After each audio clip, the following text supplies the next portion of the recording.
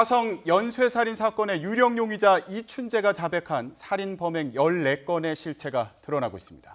이춘재는 이 가운데 2건은 90년대 초 청주 부녀자 살인 사건이라고 시인해 경찰이 사실 여부를 검증하고 있는 것으로 전해졌습니다. 네, 취재기자 연결해서 자세한 내용 알아보겠습니다. 부장원 기자. 네, 사회부입니다. 네, 이춘재가 화성 바깥 다른 지역에서 저지른 범행의 구체적인 내용이 나왔습니까? 네, 그렇습니다. 앞서 이춘재는 화성에서 벌어진 연쇄살인 10건 말고도 4건의 살인을 더 저질렀다고 자백했지만 그동안 어떤 사건인지는 구체적으로 확인되지 않았습니다. 그런데 지난 90년대 초반 청주에서 발생한 부녀자 피살 사건 2건을 자신이 저질렀다고 시인한 것으로 전해졌습니다. 청주 부녀자 피살은 지난 1991년과 1992년 청주 가경동과 복대동에서 17살 박모양과 28살 이모 씨가 숨진 채 발견된 사건입니다. 당시 경찰은 2 사건 모두 유력한 용의자를 특정했습니다. 하지만 증거 부족 등으로 진범을 잡지 못하고 모두 미제로 남겨졌습니다. 이 2 사건은 화성 사건과 마찬가지로 피해자들이 양손이 묶이고 입에 재갈이 물린 채 발견되는 등 범행 수법이 유사합니다. 하지만 경찰은 자백한 사건들이 무엇인지는 공식적으로 확인해주지 않고 있습니다.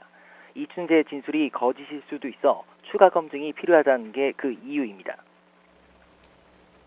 네, 말씀하신 것처럼 자백 내용에 대한 검증도 중요할 텐데 어떻게 진행되고 있습니까? 네, 경찰은 과거 수사 기록을 다시 살펴보고 관련자 조사를 통해 진술의 신빙성을 검증하겠다는 계획인데요. 특히 이춘재가 이미 범인이 나온 8차 사건까지 자신의 소행이라고 자백했기 때문에 그 부분을 중점적으로 살펴보고 있습니다. 우선 경찰은 최근 당시 범인으로 특정된 윤모 씨를 만나 조사했습니다. 지난 1988년 발생한 8차 사건의 범인으로 검거됐던 윤 씨는 무기징역을 선고받았는데요. 이후 징역 20년으로 감형돼 이미 형기를 모두 마치고 10년 전쯤 출소한 상태입니다.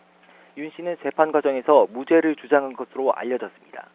만일 이춘재의 자백이 사실이라면 경찰의 부실 수사로 억울한 누명을 쓰고 옥살이까지 한 셈입니다.